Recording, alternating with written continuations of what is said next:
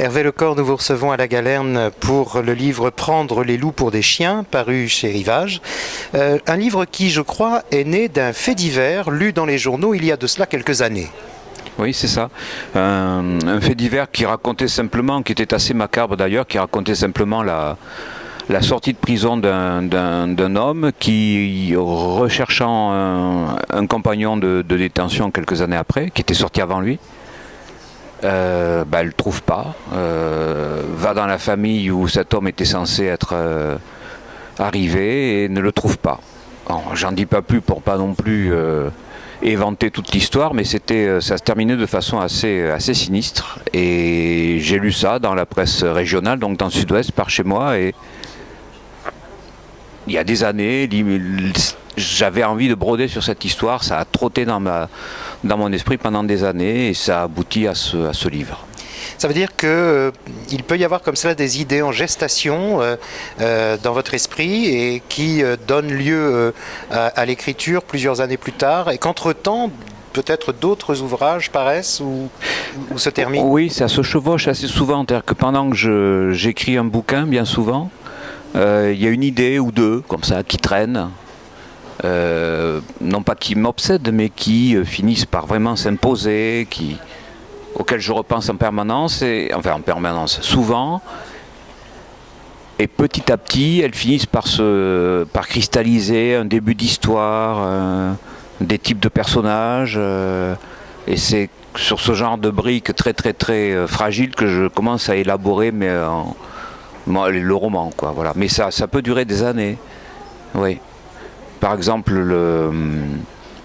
au moment où j'écrivais les Cœurs déchiquetés, il y a donc déjà un bon moment, je pensais déjà, parce qu'il y a des années que j'y pensais, à écrire après la guerre. La nécessité d'écrire ce bouquin était en moi depuis très longtemps.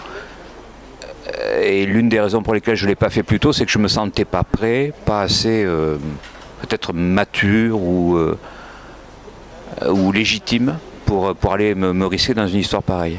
Alors du coup, est-ce que l'écriture d'un roman, pendant que vous écrivez un roman, cela peut nourrir ou donner l'idée d'une autre histoire, d'un autre livre qui serait effectivement un livre à venir? Non, pas forcément. C'est que j'écris tel roman, ça peut être par exemple après la guerre un roman historique, mais il n'empêche que je me dis tiens, après j'aimerais bien faire ça. Et il y a cette histoire de détenus en déshérence là, trottés. Donc c'est pas un roman qui en inspire un autre, c'est que les deux choses, l'écriture de l'un se chevauche avec la lente maturation, comme ça un peu presque inconsciente un peu, du suivant. Alors prendre les loups pour des chiens, les personnages, il y a Franck qui est le personnage central, qui sort de prison, mais il se retrouve enfermé dans une maison à l'ambiance empoisonnée et on le sent enfermé, mais vous l'écrivez pas comme dans la prison, rien à voir. Cela dit, j'ai l'impression qu'il est enfermé quand même. Oui, ça s'est imposé assez vite. Je partais bien sûr d'une espèce d'archétype du roman noir, à savoir l'histoire du type qui sort de prison et qui va tomber sur les gens qu'il ne faut pas. Bon, ça c'était un peu le fil rouge assez convenu à la limite. Mais assez vite, l'idée que cet homme-là retombe dans une autre forme d'enfermement s'est imposé, mais là du coup au fil de l'écriture, c'était pas prémédité. Et c'est ainsi que je le fais assez vite. Il est hébergé par exemple dans une caravane, encore un lieu contraint, encore un lieu étroit, dans lequel le seul avantage qu'il trouve, c'est d'être seul, sans être soumis aux menaces de la prison, aux menaces d'autres détenus qui auraient des attitudes de prédateurs ou d'agression. Et c'est bien le seul avantage, quand il y a là cet enfermement, et à la limite il trouve sa liberté dans sa solitude.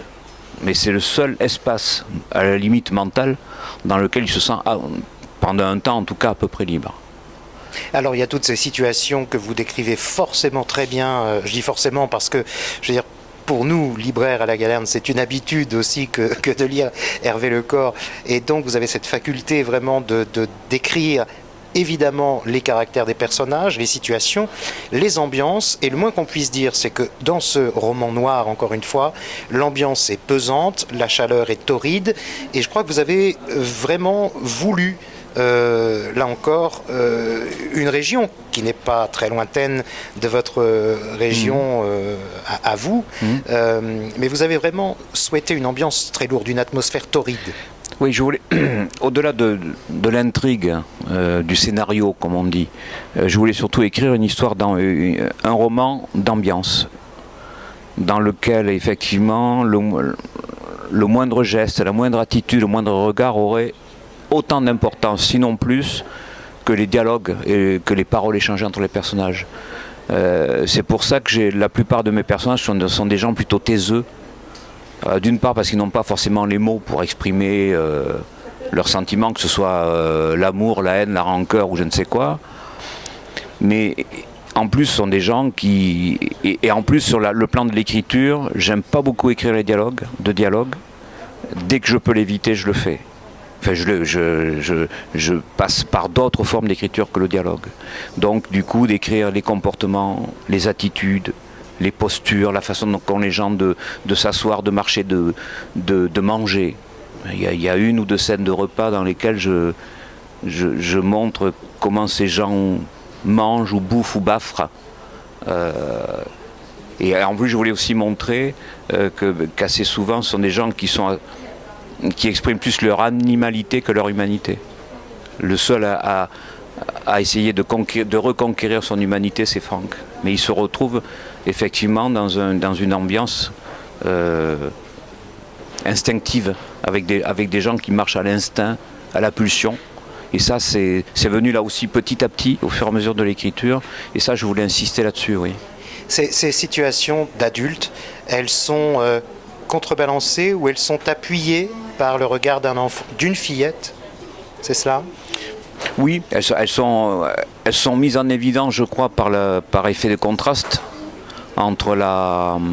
Alors en plus, c'est une gamine elle-même qui est pas singulièrement taiseuse et silencieuse parce qu'elle parle très très très très peu. Et en même temps, je me suis appliqué, et j'ai eu beaucoup de plaisir à écrire ça aussi, surtout, à évoquer le regard qu'a cet enfant sur les adultes qui sont autour d'elle. On devine assez facilement que cette gamine-là recèle un secret, qu'elle en a vu, qu'elle en sait des choses, mais qu'elle ne veut pas ou elle ne peut pas le dire, elle ne sait pas quoi faire de ça. Et bien souvent, j'essaie de décrire justement la qualité, la dureté du regard qu'elle porte sur tous ces gens. Et le seul personnage sur qui elle porte un regard bienveillant, c'est Franck. Et il y a entre eux tout de suite une espèce d'électricité positive qui passe. Et ça, j'ai pris grand plaisir à travailler les approches. Ils se tournent autour l'un de l'autre. C'est presque une danse de séduction. Alors c'est une enfant, c'est un adulte. Donc il n'est pas question de la moindre ambiguïté là-dedans. Mais c'est presque une danse de séduction qu'ils mènent tous les deux. Ils n'ont jamais les bons gestes, ils ne savent jamais comment s'aborder.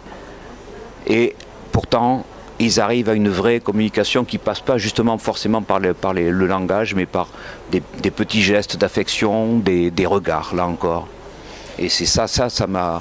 Je me suis très très appliqué à ça, ça m'a passionné d'écrire ça. Hervé Lecor, nous terminons déjà cet entretien et j'ai une dernière question, celle de savoir quel livre vous pourriez conseiller à ceux qui nous écoutent et nous regardent. Alors, il y en a sûrement des dizaines, mais très vite là à l'instinct, un livre que je recommande à plein de gens, alors c'est pas de la publicité pour mon éditeur, mais ça tombe comme ça, c'est un roman qui s'intitule Voleur, au pluriel, de Christopher Cook. C'est publié chez Rivage, dans la collection de poche Rivage Noir. Et c'est la course folle et meurtrière de deux individus, dénués de tout sens du bien et du mal, de toute morale, à travers le Texas, la Louisiane. Ils vont rencontrer évidemment la femme qu'il ne faut pas, une fois de plus, dans ce genre de roman. Elle va s'avérer probablement plus redoutable qu'eux-mêmes. Et en plus, ils vont être poursuivis par un shérif à moitié fou et pourtant porteur d'une vraie honnêteté, d'une vraie probité. C'est un roman très très dérangeant, très étonnant, superbement écrit. Et c'est un très grand roman, ça. Merci Hervé Lecor. Merci à vous.